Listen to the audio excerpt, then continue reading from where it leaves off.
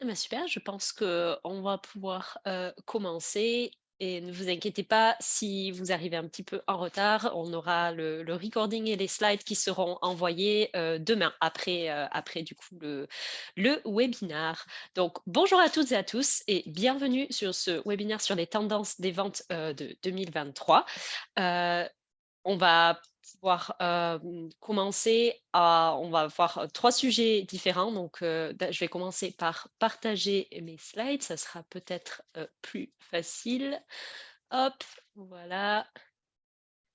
J'espère que tout le monde voit bien mon écran. Je vais juste faire ça et hop. Euh, voilà. Parfait. Alors, on va commencer. Hop, si le slide veut bien changer. Donc, d'abord, il y a ce rapport. Donc, pourquoi on fait ce webinaire? Donc, il y a un rapport qui a été présenté par Aircall et HubSpot qui est sorti sur les tendances des ventes 2023. Donc, on a récolté les avis de plus de 1000 professionnels de la vente, donc à travers le monde, qui ont été sondés sur différentes informations, comme les principaux objectifs de vente en 2023 et 2024, les indicateurs commerciaux à suivre et les indicateurs aussi de productivité voilà, à suivre pour les commerciaux par les managers de vente, du coup. Donc, on va discuter de tout ça avec nos intervenants aujourd'hui. Donc, les principaux points à tirer de cette table ronde, ça va être les meilleurs indicateurs de vente de 2023, les indicateurs et objectifs commerciaux suivis par les leaders commerciaux et comment les leaders commerciaux chez Aircall et HubSpot suivent et analysent les données pour prendre des décisions éclairées. Alors, on a trois super représentants aujourd'hui avec nous de HubSpot Aircall Site, donc Inès, Sandra et Shalom. Je vais vous laisser vous présenter rapidement. Oui, merci beaucoup Héloïse. Alors bonjour à tous, ravie de participer à ce webinaire. Je suis Inès Sancelot, je suis donc responsable d'une équipe commerciale chez HubSpot depuis plus de 5 ans. Et chez HubSpot, nous accompagnons donc nos clients dans la mise en place de projets CRM.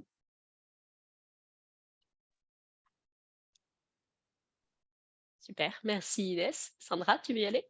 Merci Elori, bonjour à tous. Sandra Lasvat, donc je suis directeur commercial pour la France, l'Italie et une partie du Moyen-Orient chez Aircall, que j'ai rejoint il y a bientôt 3 ans.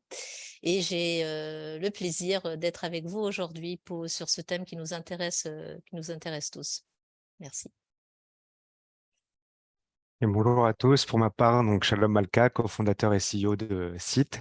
Ravi d'être ici aux côtés de Laurie, Sandra, Inès pour partager mon expérience commerciale.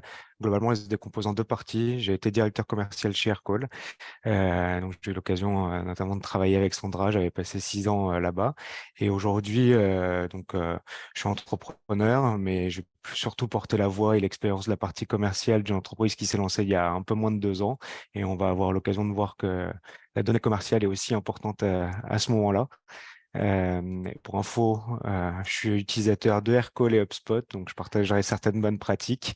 Et concernant Site, on a un helpdesk interne permettant aux entreprises de mettre en place du support employé qui va venir accélérer les processus internes et pour viser l'efficacité et l'excellence opérationnelle. Super, mais merci beaucoup à vous trois pour cette petite présentation. Donc, on va rentrer directement dans le vif du sujet avec notre premier sujet. On va d'abord jeter un coup d'œil aux trois principaux objectifs de vente pour cette année. Donc, d'après le rapport, donc les trois principaux objectifs de vente en 2023-2024, on a 45% des professionnels de la vente qui veulent dépasser les objectifs de vente et les quotas. 29% qui veulent rendre le processus de vente le plus efficace. Plus d'un professionnel de la vente sur 5 déclare que la principale raison pour laquelle les prospects se retirent des transactions, c'est la longueur du processus de vente. Donc, important de rendre le processus de vente le plus efficace possible, effectivement. Et enfin, le dernier objectif principal, ça va être 25% des acteurs de la vente qui donnent la priorité aux clients existants. Plus des 3/4 des professionnels de la vente déclarent que plus de 10% des revenus de leur entreprise proviennent de l'upselling. Donc, effectivement, important de ne pas négliger les clients existants. Donc, Maintenant qu'on a vu les trois premiers objectifs, je vais lancer un petit sondage. Quels sont vos objectifs pour la fin d'année 2023 et 2024? Alors, par contre, je n'arrive pas à trouver mon petit sondage. Excuse-moi un petit instant. Oups, je vais devoir faire. Hop, non. Hop, voilà. Ici. Voilà. Donc, n'hésitez pas à partager vos objectifs de vente dans le sondage. Attends un petit peu. En attendant ce petit sondage, peut-être je complète, puisque je m'aperçois que je ne vous ai pas parlé de ça. Aircall, en fait, Aircall fait de la téléphonie dématérialisée intégrée à tous vos outils métiers, donc des outils de CRM, de BI, et permet du coup d'améliorer la productivité de vos équipes sales et de vos équipes support. Voilà, j'ai rempli un petit peu le temps, Héloï.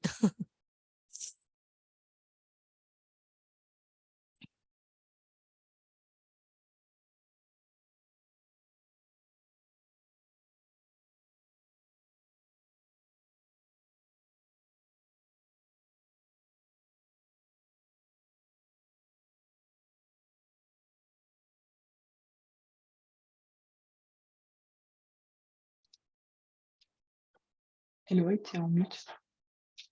Pardon, excusez-moi, j'étais en mute. Donc, maintenant que j'ai fermé le petit poll, on va passer au premier objectif qui est de dépasser les objectifs de vente et les quotas. Alors, Sandra, qu'est-ce que ça nous montre? Qu'est-ce que cet objectif de vente, pourquoi dépasser les objectifs de vente et les quotas, c'est si important? Alors, je pense effectivement qu'on a tous pour ambition tout d'abord d'atteindre nos objectifs de vente qui permettent aussi de faire avancer les objectifs de l'entreprise au sens large et bien entendu, idéalement, de les dépasser. Mais pour ce faire, il est important de réunir en effet un ensemble de choses. Donc, on pourrait se dire tout simplement plus de leads, de meilleure qualité et c'est surtout ça qu'il nous faut toujours et plus. Mais en fait, il y a peut-être également quelques astuces en plus qui vont nous permettre d'atteindre ces fameux objectifs et de les dépasser. Donc tout d'abord, j'ai envie de dire qu'il est très important d'établir une relation de confiance avec nos prospects, avec bien sûr nos clients qui nous enverront à leur tour des prospects et avec l'ensemble de l'écosystème, nos partenaires. Il est essentiel, bien sûr, de réunir l'ensemble des acteurs qui vont permettre de répondre au mieux aux besoins de nos clients. Et pour répondre aux besoins de nos clients, bien sûr, il est important de les écouter. Et donc, c'est là où les techniques de vente, les méthodes de vente que nous allons pouvoir utiliser en fonction des verticales auxquelles on s'adresse, mais surtout en fonction de la taille des entreprises que nous adressons, vont nous permettre de faire la différence et on en parlera plus tard, mais du coup d'améliorer aussi notre taux de transformation qui a un rôle essentiel dans l'atteinte des objectifs. Donc bien sûr, des techniques de vente qui vont partir comme toujours de l'écoute, écouter ses clients pour comprendre leurs besoins et en fonction bien entendu de leur nécessité, leur pain, on dirait en anglais, hein, apporter des réponses qui vont être personnalisées puisque chaque client est en quelque sorte différent et est unique. Et donc, pour ce faire, on va aussi faire appel, encore une fois, à un nombre d'acteurs en interne, mais aussi autour de l'écosystème qui permettront d'apporter la meilleure réponse. Et c'est ça qui va nous permettre d'atteindre aussi nos objectifs et de faire la différence. Super, merci beaucoup Sandra. Effectivement, donc important de prendre en compte les besoins, écouter vraiment les clients pour pouvoir dépasser les objectifs et créer des relations avec l'écosystème, avec nos partenaires pour pouvoir répondre aux besoins du coup des clients. Donc, très bien. Donc, l'objectif 2, rendre le processus de vente plus efficace. Donc, il y a 29% des représentants des représentants des ventes, des acteurs de la vente, qui ont pour objectif de rendre le processus de vente plus efficace pour être plus efficace en fait. Pardon. Du coup, Shalom, comment toi tu te concentres sur l'efficacité et comment vous les menez chez Site? Merci Eloï. Effectivement, alors je suis aligné avec tous ces objectifs, mais celui-ci, je trouve particulièrement pertinent dans la mesure où l'efficacité et ces processus vont vraiment en fait permettre d'avancer, tout simplement. Pour moi, vraiment tout le travail du commercial, c'est l'amélioration continue de ce processus de vente pour pouvoir progresser, aller plus loin, faire plus avec moins et pouvoir se concentrer sur d'autres segments, d'autres objectifs. Au début d'une entreprise, par exemple, ça va être signer ses premiers clients. Alors, c'est pas un jour on se lève et hop, on a le premier contrat. Non, ça va passer par des itérations.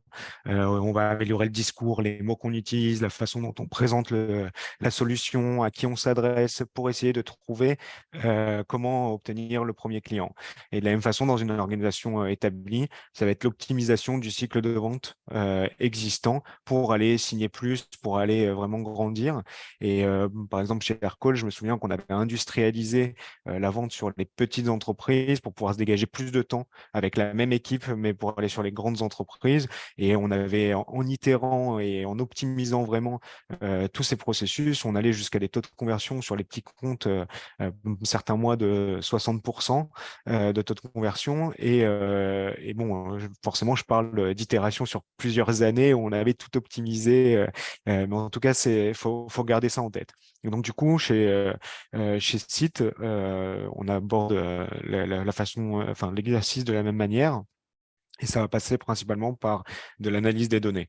Globalement, aujourd'hui, j'ai un CRM dans lequel je consigne toutes les interactions que j'ai, mes emails, mes appels, mes rendez-vous, mes notes, je vais tout prendre dedans.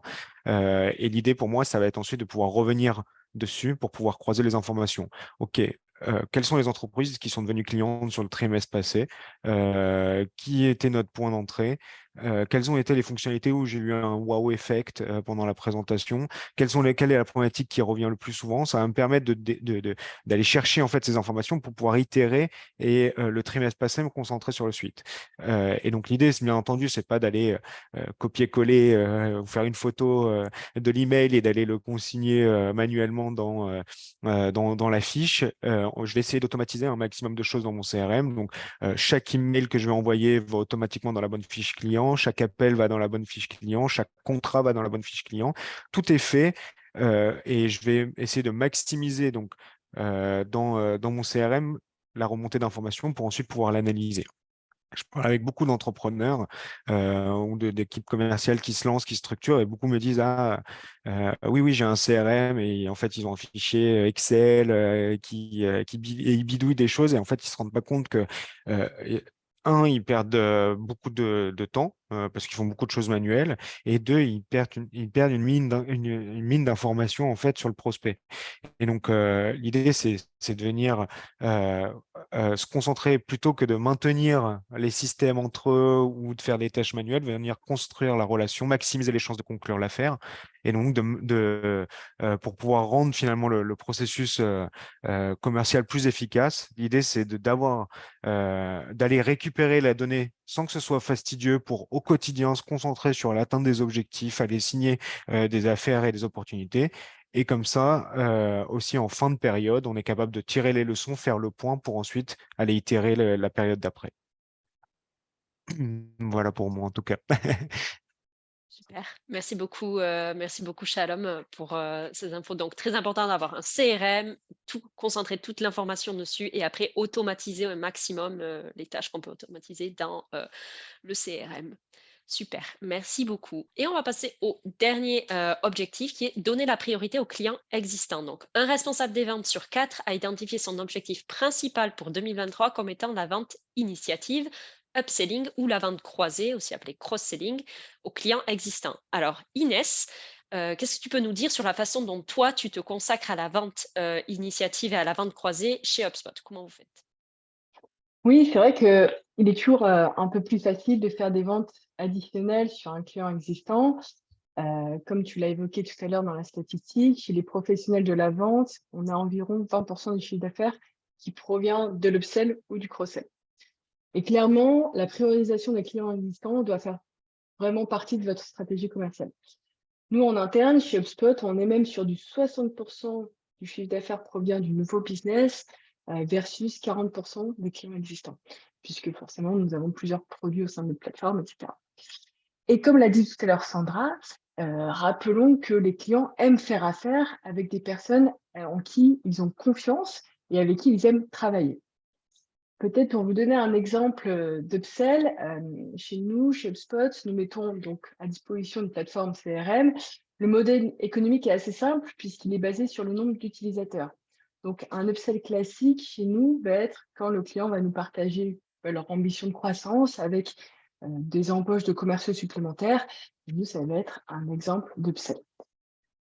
A contrario, pour vous partager un deuxième exemple sur cette partie cross-selling, le mois dernier, on a eu un client qui était déjà équipé de la partie marketing chez HubSpot, qui se plaignait du manque d'alignement entre justement son département marketing et les commerciaux, une certaine perte de visibilité entre les actions qu'il mettait en place et du coup le croisement avec la partie sales. Il n'y avait pas forcément de visibilité héroïste. Ils passaient pas mal de temps à retraiter la data dans leur CRM existant, puisqu'il n'y avait pas forcément la connexion qui a été faite.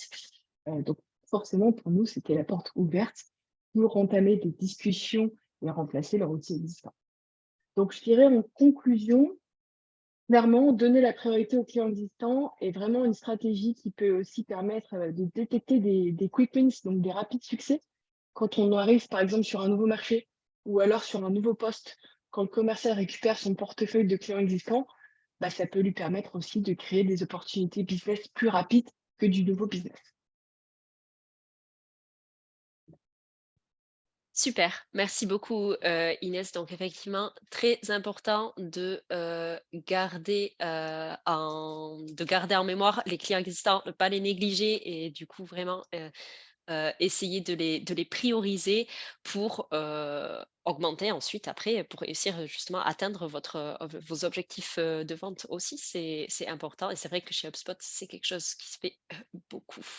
Alors, on va passer au deuxième sujet maintenant. Donc, on a vu l'importance, de capturer les bonnes données, les analyser. Mais maintenant, ce qui est encore plus important, c'est de les utiliser, bien sûr. Donc là, on va voir quels sont les indicateurs commerciaux à suivre en 2023 et 2024. Donc, d'après le rapport, il y a 6 principaux KPIs qui doivent être suivis en 2023 et 2024. Donc, on a la marge bénéficiaire moyenne, la croissance annuelle, le taux de conversion, les indicateurs de productivité des ventes, l'atteinte des quotas et le coût d'acquisition client, ou CAC. C'est ce dont on va parler maintenant. Donc, quelles sont les données que les professionnels de la vente du monde entier considèrent comme les plus importantes et quelles sont les observations personnelles que vous en faites, du coup, Sandra, Inès et Shalom. Donc, Shalom, d'abord, est-ce que tu veux nous parler, toi, de quels sont les principaux pour toi indicateurs commerciaux à suivre? Ouais, je regarde en même temps le tableau, c'est vrai que je suis aligné avec ces chiffres. Après, de mon côté, donc comme je disais au début, j'ai la double casquette aujourd'hui de CEO et commercial. Donc, je suis un peu biaisé. Je vais regarder des données plus macro. Donc, ça va être effectivement la croissance annuelle, le coût d'acquisition CAC et la marge bénéficiaire moyenne. Globalement, si je les prends un peu dans l'ordre, effectivement, au jour le jour, ça va être croissance annuelle. En fait, donc pour moi, tous les matins, première chose que je fais, j'arrive, je rafraîchis tous mes rapports, tous mes dashboards. On a connecté justement les systèmes de paiement aussi au CRM. Donc, ça me permet de voir, OK, est-ce qu'il y a eu des nouveaux utilisateurs qui ont été rajoutés, qui ont été enlevés, de voir un peu ce qui se passe. Et la somme de cette croissance journalière me permet de voir la croissance annuelle et de voir, OK, est-ce qu'on se positionne bien sur nos objectifs, par rapport à nos objectifs et ce qu'il nous reste à faire. Donc, ça, effectivement, je pense que tout commercial regarde la croissance annuelle au niveau de l'entreprise ou à son niveau par rapport aux objectifs. Un coût d'acquisition client, je trouve qu'il est important et je vais le regarder principalement pour 2 raisons. La première, c'est une estimation des dépenses qu'on fait finalement pour savoir les ressources dont on a besoin en tant qu'entreprise. C'est combien d'argent il nous faut pour aller chercher la croissance qui nous reste. Mais je vais aussi surtout le regarder pour le premier qui alerte un peu tout le monde, la marge bénéficiaire moyenne. C'est ce qui va nous permettre de la calculer en fait. Et pourquoi je pense qu'elle est intéressante intéresse tout le monde aujourd'hui, c'est que cette marge bénéficiaire moyenne permet de définir finalement la notion d'efficacité et de savoir où on doit concentrer nos efforts. On connaît tous le contexte actuel, les coupures budgétaires et autres. Du coup, tout de suite, on va aller regarder cette métrique qui nous permet vraiment de faire la somme entre la croissance annuelle, le coût d'acquisition globalement, et de savoir où concentrer les efforts. Je pense qu'un des exemples que je peux donner, c'est le trimestre dernier, on a fait cet exercice et il était hyper intéressant. Jusque-là, chez Site, on a grandi via de la prospection uniquement, de la chasse, classique avec les emails, les appels, etc. Et on s'est dit, on va dédier un petit budget à des publicités. Et donc, on a fait des tests et finalement, à la fin du trimestre, dans le CRM, on a regardé, donc, on a croisé quelles ont été les opportunités qu'on a gagnées avec la source qui venait de la prospection et celles qui sont venues avec la source des publicités. Donc, en fait, très vite, on s'est rendu compte que on a regardé les paniers moyens, les tailles de boîtes qui étaient venues et donc, la prospection, on a un commercial, donc c'est le coût de ce commercial et ce que ça nous a rapporté. Les publicités, on a regardé ce que ça nous coûtait, ce que ça nous a rapporté. Très vite, on s'est rendu compte que finalement, les publicités, c'était en tout cas pas rentable à date et c'était pas efficace comme choix stratégique. Alors du coup, on a dit, le trimestre prochain, on va continuer sur la prospection là où on est bon et on va réadapter cette stratégie avec un autre petit budget sur les publicités, avec du reciblage, etc., pour faire en sorte que soit ça nous coûte moins cher, soit ça nous rapporte plus. Mais en tout cas, on n'investira pas énormément tant que c'est pas efficace. Et donc, du coup, je pense qu'on est aligné ici. Suivre ces indicateurs sont importants. En tout cas, là, c'est clairement un exemple où ça l'a été. Autrement, ça aurait pu nous coûter très cher, surtout à notre taille d'entreprise, de ne pas prendre cette bonne décision commerciale. Donc, je recommande clairement de les regarder. Et je comprends si vous le faites, si vous avez voté aussi dans ce sondage-là pour cette métrique-là. Super, merci Cham. Donc, important de regarder du coup pour toi la marge bénéficiaire moyenne, le coût d'acquisition client et la croissance annuelle en tant qu'indicateurs principaux.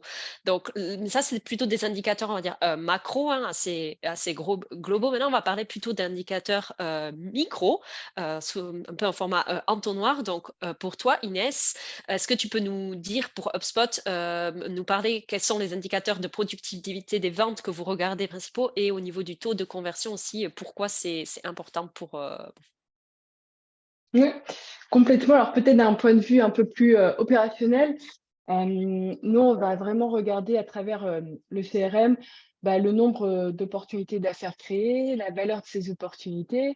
Ça va être aussi les activités de productivité commerciale telles que les appels passés, les emails envoyés, le nombre de rendez-vous effectués, le nombre de comptes mappés, etc. Et ensuite, la deuxième partie des KPI à suivre va vraiment être en lien avec tout ce qui est taux de conversion. Donc, comprendre en fait au sein de mon équipe combien d'activités mes commerciaux ont besoin de réaliser pour créer une opportunité d'affaires. Ensuite, sur ces opportunités, combien nous avons besoin d'en créer chaque mois pour avoir assez de pipeline pour atteindre l'objectif fixé par l'entreprise. Ensuite, si je décompose un peu plus, comprendre les taux de conversion entre les opportunités créées et les opportunités gagnées. Et enfin, si je rentre un peu plus dans le cycle de vente, comprendre en fait mes conversions entre chaque étape clé du cycle de vente pour pouvoir les améliorer, les optimiser et avoir des taux de conversion plus élevés. Donc en fait, en conclusion, je dirais que pour moi, l'utilisation du CRM au quotidien, c'est vraiment mon indicateur le plus important sur la productivité des ventes, d'un point de vue opérationnel. D'accord, très bien. Merci beaucoup Inès du coup pour ces indications et on va terminer avec Sandra. Donc, pour toi Sandra, quel type d'indicateur vous utilisez pour l'atteinte des quotas chez Aircall? Oui, alors tout d'abord, je profite pour répondre à Édouard qui disait atteindre et dépasser ses quotas, oui, mais les dépasser ou avoir des quotas SMART. En effet, c'est très important que les quotas soient à la base SMART, qu'ils soient simples, qu'ils soient mesurables et qu'ils soient atteignables pour garder la motivation de nos équipes et pour qu'ils soient aussi alignés avec les objectifs de l'entreprise. Donc, on part bien sûr du principe que cette base est là.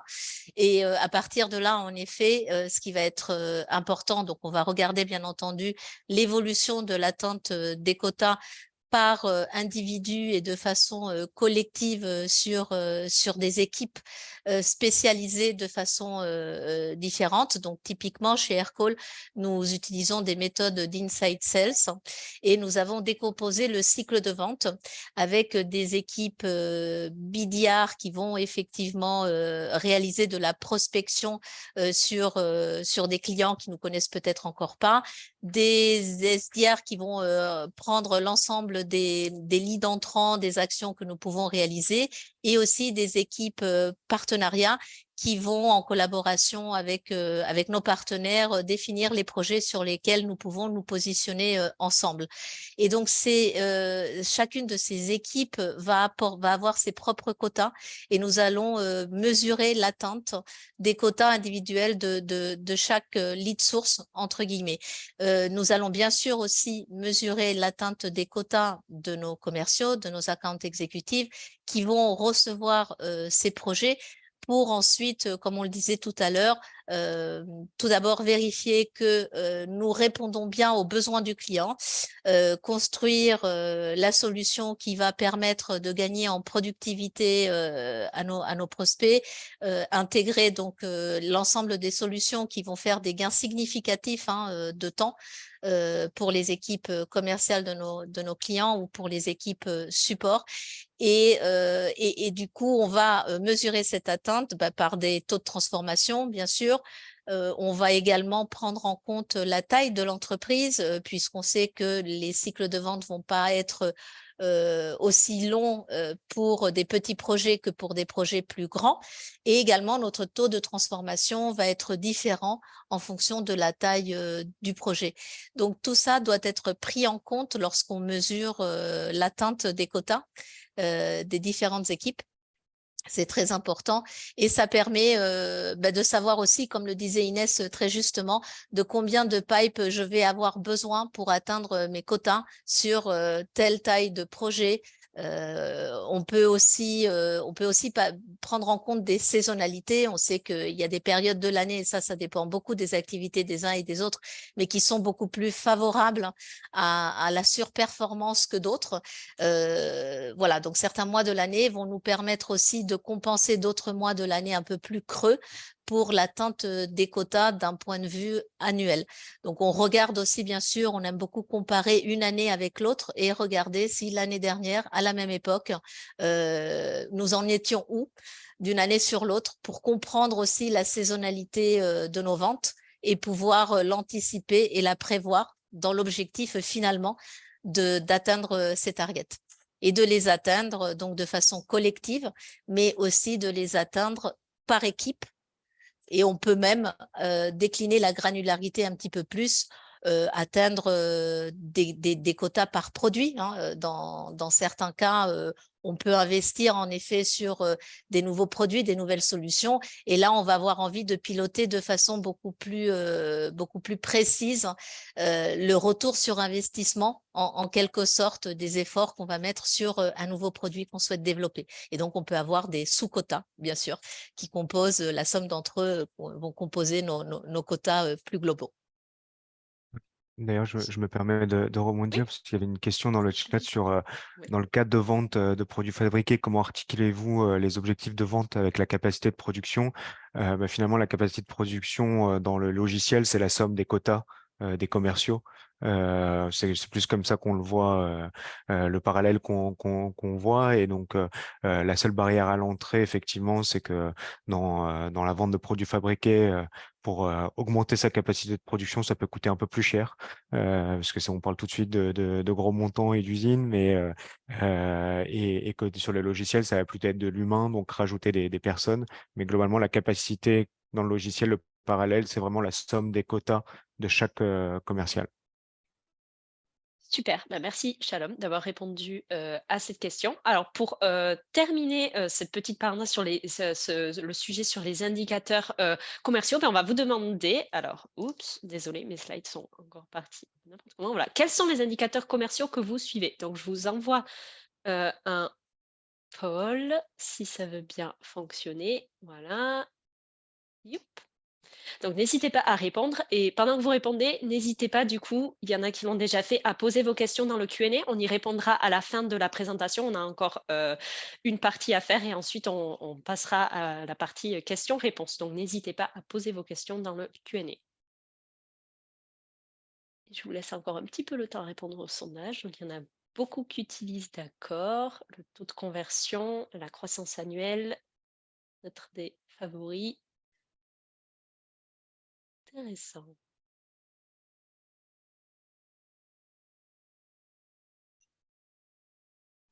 Super, ben merci d'avoir participé au sondage. Je le ferme et on va passer à la dernière partie. À la dernière partie de notre discussion. Donc, on va discuter maintenant de quelles actions de productivité des commerciaux pour l'atteinte des objectifs commerciaux. Qu'est-ce qu'il faut suivre? Quels sont les indicateurs importants à suivre dans ce cas? Donc, il y a l'utilisation du CRM, les appels passés, les emails envoyés, les conversations, l'utilisation des outils de vente, les propositions envoyées, nombre de suivis de prospects de haute qualité, réunions planifiées, beaucoup, beaucoup de choses à prendre en compte. Donc, on va discuter par partie hein, avec nos intervenants maintenant. Alors, Shalom, qu'est-ce que tu peux nous dire, par exemple, sur la partie administrative? Quelles sont pour toi les actions de productivité des commerciaux à suivre principalement et comment voilà, optimiser du coup la performance des commerciaux? Yes. Effectivement, là, on revient sur donc des métriques vraiment beaucoup plus terre à terre, des indicateurs plus terre à terre du quotidien d'un manager avec ses commerciaux. On a eu l'occasion d'en parler avec Sandra Inès quand on préparait ce webinaire et on a vraiment identifié finalement dans les réponses trois grands blocs. Donc, je prends le premier qui est vraiment ce qu'on appelle l'admin. Là, ici, des exemples, ça va être l'utilisation du CRM, l'utilisation des outils de vente. De mon expérience commerciale, il y a vraiment beaucoup de choses à aller chercher sur cette côté admin, parce que si on réduit cette partie, forcément, on va se dégager plus de temps pour se concentrer sur ce qui compte. Ça va être la relation client, l'atteinte des objectifs. Et d'ailleurs, c'est en partie une des raisons pour lesquelles j'ai créé ce site. Mais donc, du coup, aujourd'hui, le commercial, il a beaucoup d'outils, beaucoup d'actions à faire. Et on s'est tous déjà retrouvés, même si qu'on soit commercial ou manager, à se poser des questions comme quel est le processus pour activer telle fonctionnalité dans le produit? Est-ce qu'on est capable de couvrir tel cas d'usage? À combien j'ai le droit pour aller déjeuner avec ce prospect? Comment je peux changer mon ordinateur? Comment je peux accéder à cet outil? Toutes ces questions, en fait, le commercial peut se poser en interne. C'est ce qu'on appelle l'admin. Généralement, c'est des sujets qui sont un peu parfois laissés pour compte parce qu'on se concentre vraiment sur le client. Mais finalement, ça prend beaucoup de temps au commercial pour pas grand-chose. Et donc, du coup, ici, moi, je recommande un peu pour organiser toute cette partie-là, je vais recommander globalement trois choses. La première, je pense que vous l'avez compris, je le dis depuis le début, mais c'est le CRM comme base pour le commercial. Il y a l'ordinateur et sur l'ordinateur, la première chose, c'est le CRM dessus et tout doit être interconnecté. Même s'il y a plein d'outils, il faut vraiment faire en sorte que le commercial, il ait qu'un seul point d'entrée qui est son CRM où il va pouvoir interagir. Alors forcément, je vais donner l'exemple, mais nous, on l'a fait aussi, mais connecter Aircall avec HubSpot. Quand on reçoit un appel, il y a la fiche client qui remonte. En un clic, je peux composer un appel. Tout ça, c'est des petits gains de productivité. Quand on demande à son commercial, il faut que tu fasses 50 appels par jour, bah forcément, si on lui donne pas les moyens d'accélérer, bah, il va perdre beaucoup, beaucoup de temps. Donc, c'est des choses qui sont peut-être de base, mais pour moi, c'est le premier grand principe. Toujours avoir en tête, le CRM, c'est la base, la porte d'entrée, et après, on interconnecte chaque outil qu'on rajoute. La deuxième chose, c'est essayer de garder les choses simples. je dis toujours, finalement, le commercial, c'est un client interne. Donc, les managers ou les équipes opérations, elles doivent vraiment le voir de cette façon-là et doivent construire son expérience de façon à ce que ce soit hyper simple pour lui. Par exemple, moi, il y a une métrique un indicateur qui était assez choquant, c'est que le collaborateur, il va poser souvent des questions et dans 60% des cas, l'information, elle existe déjà dans la base de connaissances ou dans le processus, il est déjà écrit. Alors, parfois, c'est juste que, en fait, le commercial, il a juste pas le temps. Il préfère envoyer un message aux collègues sur le chat ou il a juste pas envie de passer en revue les 500 pages, les 500 articles qui existent. Donc, comment en fait on peut aller mettre en place des choses qui vont rendre sa vie beaucoup plus facile et beaucoup plus simple dans sa consommation, vraiment se mettre à la place. De la même façon qu'on se met à la place des clients quand on essaie de construire la relation client, essayer de vraiment construire la relation avec le commercial pour, euh, pour, euh, pour gérer la façon dont ils consomment les services internes. Et la troisième chose, du coup, c'est la data, toujours. Pareil, on va aller regarder, si on considère le commercial comme un client interne, ben, quand on lance une fonctionnalité à un client, on va aller regarder est-ce qu'il a cliqué ici, quel est son usage, le nombre de connexions, ben, faire pareil en interne. Sur le mois dernier, par exemple, on a eu 20 demandes ou 20 fois la question sur tel sujet. Bah, du coup, est-ce qu'il y a vraiment une documentation qui existe ou est-ce que la documentation, elle n'est pas à jour? On veut revoir notre politique de réduction. Bah, allons vérifier déjà dans le passé combien de fois on a dû accorder des réductions qui sortaient de nos grilles actuelles pour savoir si ça vaut le coup et comment on va venir mieux la construire derrière. Ou alors, tout simplement, bah, personne n'a utilisé, ne s'est connecté à tel outil qu'on a acheté, bah, faisons des économies ou alors c'est peut-être qu'on le sous-utilise, qu'on ne le met pas assez en avant, mais en tout cas, venir le construire basé sur la data, cette expérience-là. Bien entendu, forcément, j'en parle parce que cite on aide sur ces parties-là, donc avec plaisir pour en rediscuter. Mais vraiment, en tout cas, mon premier bloc pour moi, c'est le premier bloc de source de productivité, c'est vraiment créer un cadre pour le commercial qui va être simple, efficace et agréable pour qu'il puisse se concentrer uniquement sur la relation avec le client et signer des opportunités. Super, merci Shalom. Donc, important du coup d'avoir le bon outil CRM et de bien utiliser les outils des ventes pour optimiser toutes ces tâches admin et les faire, pouvoir les exécuter le plus rapidement possible pour se concentrer sur le plus important, le client évidemment. Donc, merci Shalom pour ça. Donc, on va passer avec Sandra à la partie pipeline et le côté customer facing. Alors, Sandra, qu'est-ce que tu peux nous dire à ce sujet? Quelles sont les actions du coup que tu préconises à ce sujet? Oui, tout à fait, Laurie. Alors du coup, sur la partie pipeline, Shalom a vraiment très bien illustré l'importance d'un CRM et l'importance d'un CRM intégré à des outils. Et du coup, une fois qu'on a tout ça, il est essentiel d'avoir une bonne hygiène d'utilisation du CRM, de consacrer le temps nécessaire à avoir les bonnes informations aux bons endroits et aussi les bons projets sur les bonnes dates prévisionnelles de closing, puisqu'on sait à quel point il est important aussi d'être dans le bon timing dans le cycle de vente et avec nos clients.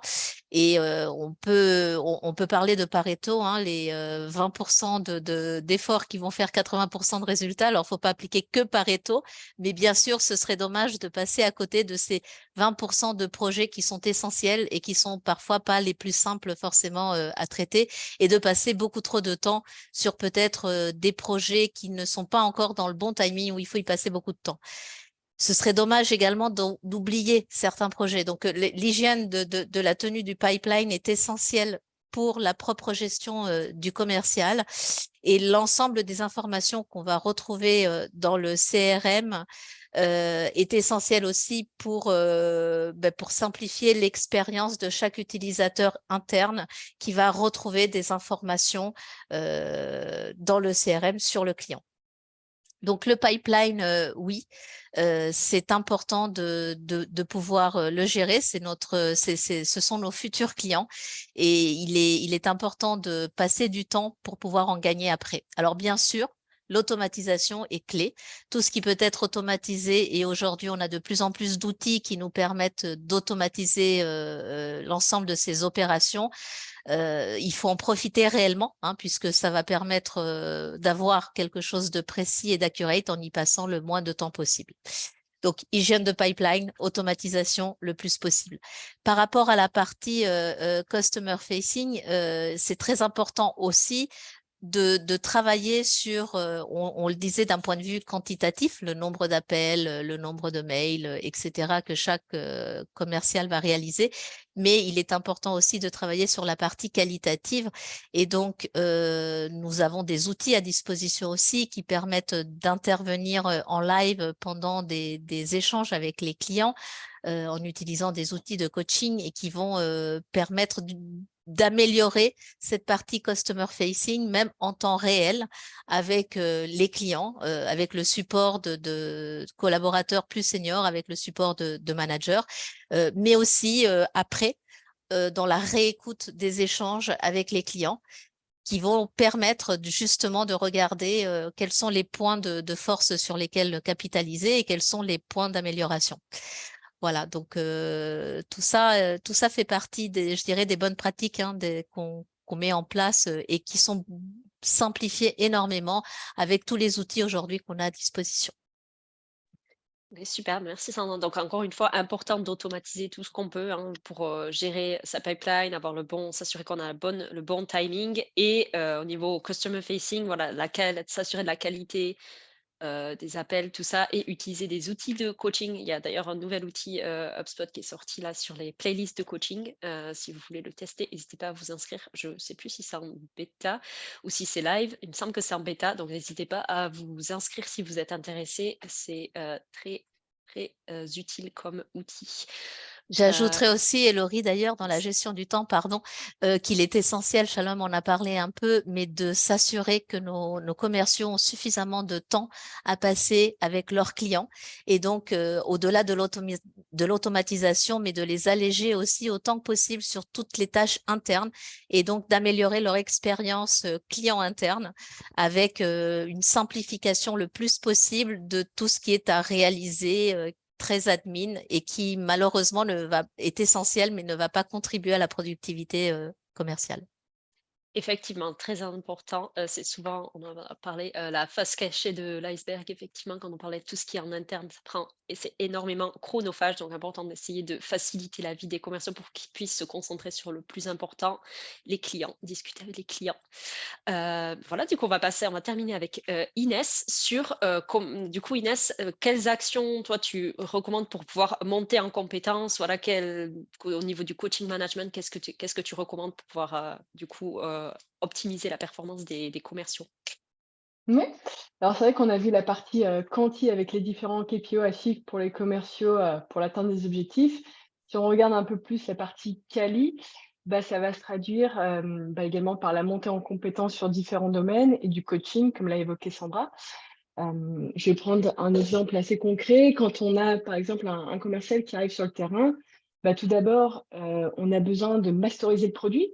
Donc, ça va passer par écouter un maximum d'appels, de faire des rendez-vous avec ses pairs, de travailler sur un environnement de démonstration spécialisé par industrie, par persona. Ensuite, il y aura une montée en compétence sur la compréhension de son portefeuille prospect, client, passer du temps sur les industries à fort potentiel qui sont encore peu pénétrées. Ça va être identifier les bonnes cibles, les bonnes personnes à approcher. Ça va être optimiser les outils de productivité commerciale que le commercial a en interne. Ensuite, ça va passer aussi par la compréhension de son écosystème interne et externe. Ça va être, par exemple, rencontrer les top performers, comprendre les cas d'usage. Ça va être travailler son pitch commercial par persona, par industrie. Ça va être aussi monter en compétence sur cet écosystème qui gravite sur les partenaires technologiques clés, les VC, les startups. Et tout ça, en fait, ça va être aussi l'organisation qui va être clé, en fait, pour vraiment dérouler les bonnes méthodologies de productivité commerciale pour anticiper ses objectifs commerciaux, comment aller chercher rapidement des succès pour tout simplement atteindre ses objectifs au départ avec, auprès des nouveaux clients, mais aussi du portefeuille existant, et cetera. Et tout ça, la méthode va être clé pour pouvoir, dérouler rapidement, une méthode de productivité commerciale efficace. Et je souligne aussi ce que tu disais, Shalom, complètement, l'adoption du CRM, va être le plus important pour le commercial au départ. Ensuite, sur la partie coaching, tu en parlais tout à l'heure, Sandra, nous, chez HubSpot, on utilise notre outil directement en interne qui va permettre justement de réécouter les appels des commerciaux. Et c'est vrai que c'est un outil qui est super pour pouvoir monter en compétences pour les nouveaux arrivants, parce que forcément, ça va permettre de faire tout ce qui est shadowing à distance sans être au bureau. C'est également un super outil pour les managers. Pourquoi? Pour faire du coaching sur certains sujets. Je vais vous donner un exemple concret. Moi, j'avais un de mes commerciaux qui avait un taux de remise un peu trop élevé sur le dernier trimestre. Et grâce à cet outil, on a pu ressortir en fait tous les appels où il évoquait de la remise. On a pu les analyser un par un et travailler tout simplement sur un plan d'action pour le prochain trimestre afin de diminuer le taux de remise évoqué et se concentrer davantage sur les business plans et les compagnie event clients. Et voilà, c'est ce genre d'exemple qui va vous permettre en fait de mettre en place des actions pour pouvoir monter en compétences dans le but d'atteindre vos objectifs sur la partie commerciale. Et peut-être pour rebondir sur la question d'Hugo, sur la méthodologie que vous appliquez pour optimiser les processus de vente, je dirais que tout simplement, il faut déjà regarder, en fait, analyser la data, comprendre le taux d'adoption de votre CRM ou de votre outil interne pour savoir déjà comment se déroulent les différentes étapes de votre cycle de vente. Je reprends tout à l'heure mon exemple sur les analyses des taux de conversion entre chaque étape. À quel moment vous avez un drop sur vos taux de conversion? Analyser la data pour pouvoir en tirer en fait un plan d'action. Et tout va dépendre des KPI que vous mettez sur la partie business. Encore une fois, vous avez les KPI plutôt macro, comme l'a évoqué tout à l'heure Shalom, sur la croissance, etc. Et les KPI plutôt micro au sein de l'équipe pour comprendre le nombre de deals créés, la pipeline générée, le nombre d'appels, le nombre de rendez-vous, etc. Donc tout ça va se faire en fait à travers l'analyse de ces étapes. Et c'est comme ça que vous allez pouvoir optimiser votre processus de vente à travers du coaching. Comme je l'ai évoqué par exemple, là j'avais mon commercial qui avait un taux de remise élevé trop important. Ça veut dire quoi? Ça veut dire aussi pas mal au moment de la partie étape du cycle de vente qui est tout simplement phase de signature, j'ai vu qu'il y avait forcément une petite perte niveau chiffre. C'est là où on regarde et on fait un plan d'action. J'espère que ça répond à votre question. Je suis totalement aligné, Inès, par rapport à la question d'Hugo. Je pense que c'est vraiment finalement la méthode, c'est des mini-stats, on va dire, des mini-statistiques. On fixe déjà la bonne métrique qu'on veut, le bon indicateur qu'on veut améliorer ou en tout cas qui définit bien ce sur quoi on veut travailler, et on va venir faire des hypothèses pour essayer de les valider pour pouvoir l'améliorer. Je pense alors là c'était chez Aircall, mais on avait un moment où on voulait travailler la signature des contrats en annuel. On était mauvais sur ça, c'était quelque chose sur lequel on s'était jamais posé. Et donc un jour on a regardé tout simplement les chiffres, on a dit ok, où est-ce que sur nos clients actuels ou en tout cas les nouveaux clients on pourrait aller chercher du cash dans la boîte. Et donc, on s'est dit, il faudrait signer les clients en annuel. Si on améliore, aujourd'hui, il y a 10% des clients qui signent comme ça. Si on améliore rien que ça de 5-10%, en fait, notre temps de vie s'allonge clairement parce qu'on fait rentrer plus de cash. Donc, on a dit, essayons, prenons une petite équipe. On a écrit quelques lignes de pitch. On a dit, essayons ce pitch. On va essayer maintenant sur un client sur 5. On va présenter maintenant le prix de cette façon-là et on va voir le résultat. On a vu après un échantillon qui était significatif, donc 30-40 clients, on a vu que ça marchait. Sur 2-3 sales, ça marchait.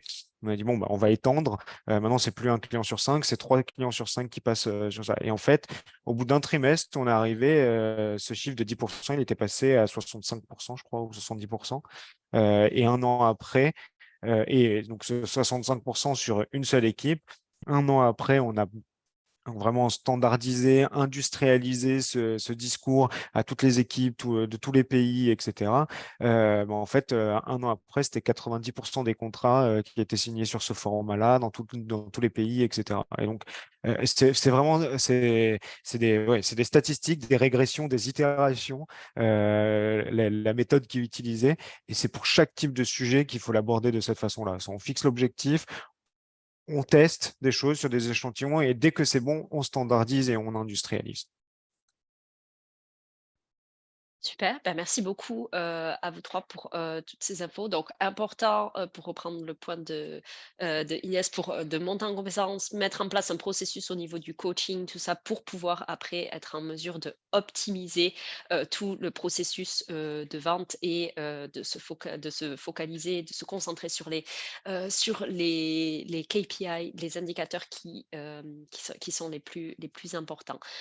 Merci à vous trois. Donc, du coup, on a terminé les trois sujets principaux. Maintenant, dans tout ce qu'on a parlé, on a parlé beaucoup des outils à mettre en place, des automatisations à mettre en place pour essayer du coup d'atteindre les objectifs et d'arriver à atteindre voilà, tout ce qu'on souhaite au niveau des ventes. Donc, pour ça, donc, il y a 3 outils principaux qu'on recommande évidemment. Donc, il y a HubSpot, donc c'est le CRM pour vous aider à optimiser et opérationnaliser le processus de vente. Aircall qui va vous aider au niveau de la téléphonie intégrée aux outils métiers. Et Sleet qui se concentre sur le support interne pour optimiser la partie admin. Donc, tout ça, ça va permettre à vos commerciaux de se concentrer sur ce qui est important, sur le client, d'automatiser tous les processus un peu laborieux que peuvent être les tâches admin, etc., etc. Donc, il y a ces trois outils. Donc, petit sondage pour terminer, du coup. Hop, je ne suis pas cette trouver. Souhaitez-vous une démonstration de HubSpot, Aircall et ou SeeIt? Donc, je vous envoie le sondage. N'hésitez pas à y répondre et on pourra du coup, hop, vous contacter après à la fin du webinaire dans les jours qui suivent si vous êtes intéressé.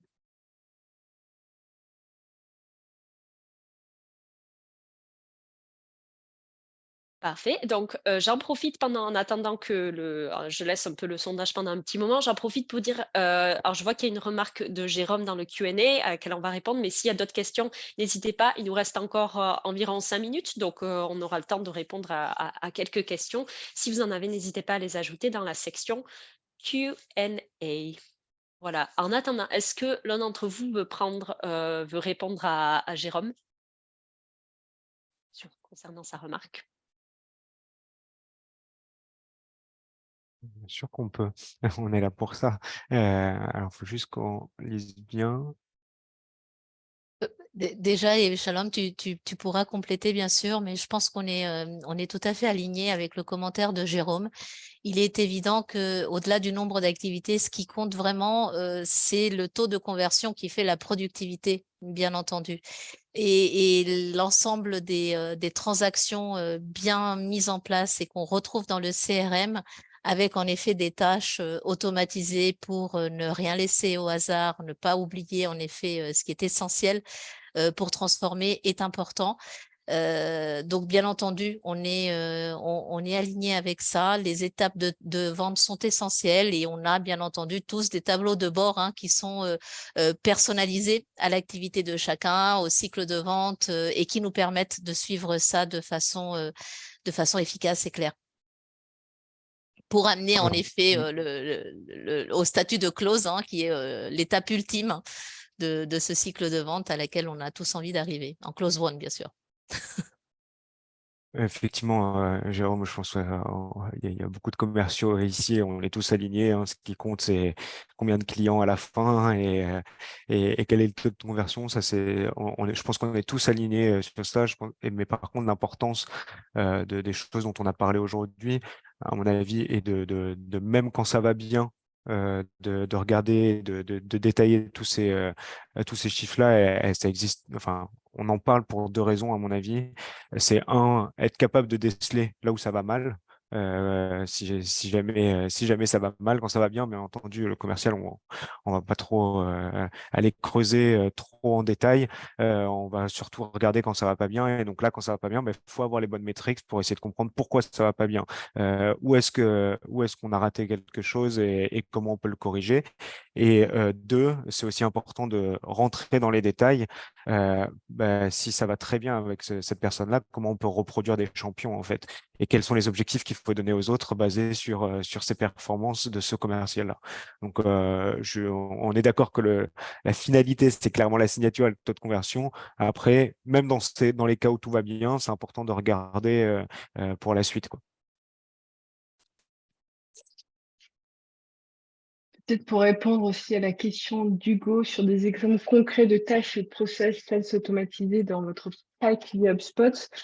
Alors, pour pouvoir y répondre, il y a plusieurs exemples. En effet, tout d'abord, je dirais tout ce qui va être tâche, bien sûr, de relance, de suivi de pipeline, assez classique.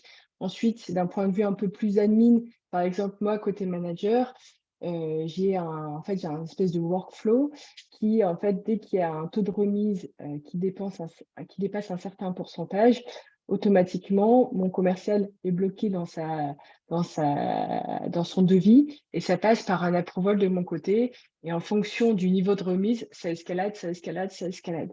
Donc voilà, c'est un exemple de workflow sur la partie remise. Ça peut être aussi sur le cycle de vente. Vous savez, les différentes étapes clés du cycle de vente, généralement, ça va être l'appel de découverte, la démonstration, la négociation, etc. Et bien, ça va être associé en fait à des activités qui va être, par exemple, dans le CRM, rendez-vous de découverte effectué. OK, le rendez-vous de découverte a été consigné dans le CRM. Automatiquement, mon deal progresse dans mon prévisionnel de vente en meilleur cas. Il était peut-être, avant, il n'était pas tout simplement forecasté pour une opportunité du mois d'août.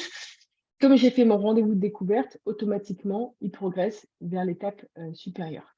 Voilà, c'est ce genre de workflow que vous pouvez mettre en place simplement dans HubSpot. Super, merci Inès. Alors, donc ça a été répondu. Donc, je vais mettre ça m'a répondu. Après, il y a une question pour Shalom, je pense. Combien Ouais, d'employés faut-il avoir pour que Site soit pertinent? Alors, effectivement, il y a une notion de taille. Aujourd'hui, nos clients, c'est des entreprises qui démarrent à 30, 50 employés jusqu'à 1000 employés. En tout cas, c'est ce sur quoi on travaille aujourd'hui. Et donc, globalement, c'est plus le ratio entre le nombre de commerciaux et le nombre de personnes qui soit manager ou côté ops qui reçoivent les demandes des collaborateurs. C'est plus ce ratio-là qu'on regarde que le nombre d'employés, puisque nous, on a un outil en fait pour les équipes, soit managériales, soit operations, qui vont venir créer justement ce cadre pour le commercial et les ressources dont ils ont besoin. Avec plaisir, en tout cas, pour creuser un peu plus en détail. Ça dépend aussi de ce qui a déjà été mis en place dans le passé, comment on peut le réutiliser, comment on peut mieux le reconstruire. Mais globalement, voilà, si on répond très concrètement, des entreprises de 30 à 50 jusqu'à 1000 employés, et après le nombre de personnes qui sont en support du collaborateur.